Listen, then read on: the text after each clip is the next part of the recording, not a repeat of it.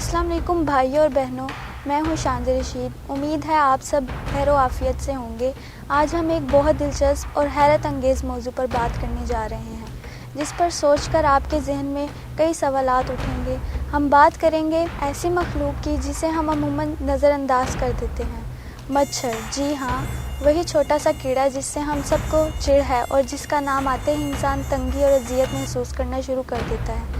लेकिन क्या आपने कभी सोचा है कि ये मामूली सा कीड़ा दरअसल कायनात की एक हैरत अंगेज़ तख्लीक है। आज हम इस वीडियो में मच्छर की हैरत अंगेज़ साख्त, उसकी आँखों और उसके जिस्म के निज़ाम पर रोशनी डालेंगे और समझेंगे कि अल्लाह ताला ने इसे अपनी निशानी कुदरत के तौर पर क्यों पेश किया।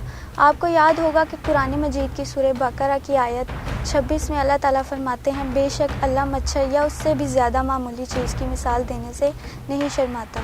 जो लोग ईमान रखते हैं वो जानते हैं कि ये इनके रब की तरफ से बरहक है, और जो काफिर हैं वो कहते हैं अल्लाह ने इस मिसाल से क्या मुराद ली है।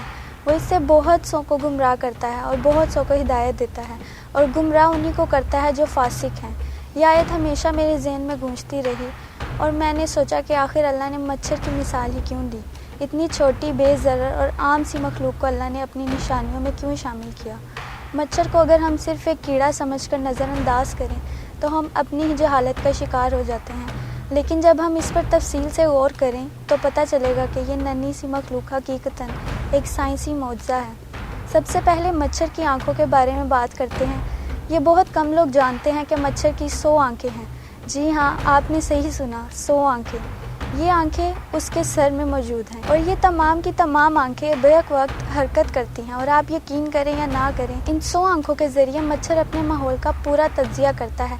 लेकिन ये सिर्फ आगाज़ है। मच्छर के अंदर इतनी पेचीदगियाँ हैं कि हम इसके बारे में जितना सोचें उतना ही हैरत में मुब्तला हो जाते हैं। क्या आप जानते हैं कि मच्छर के 48 दांत हैं, और ये दांत मच्छर को खून चूसने में मदद देते हैं, और इसके जिस्म में 3 दिल हैं, और वो तीनों दिल एक दूसरे से मुख्तलिफ तरीके से काम करते हैं। मच्छर की सूंड में 6 छुरियाँ होती हैं और उसके खून चूसने के अमल को निहायत बारीकी और महारत से अंजाम देती हैं। ये छुरियाँ हर एक ख़ास काम के लिए डिज़ाइन की गई हैं, कुछ खून चूसने के लिए, कुछ जिल के अंदर जाकर खून की रगों को निकालने के लिए। और यह अमल इतना पेचीदा होता है कि अगर आपने कभी मच्छर को गौर से देखा हो तो आप देखेंगे कि उसके छोटे छोटे हिस्से किस तरह काम करते हैं। अभी तक जो हमने सुना वो इतना दिलचस्प था कि आपको यकीनन और भी तजस्सुस हो रहा होगा, मगर ये सब कुछ अभी ख़त्म नहीं हुआ। मच्छर के अंदर एक और हैरत अंगेज़ चीज़ पाई जाती है।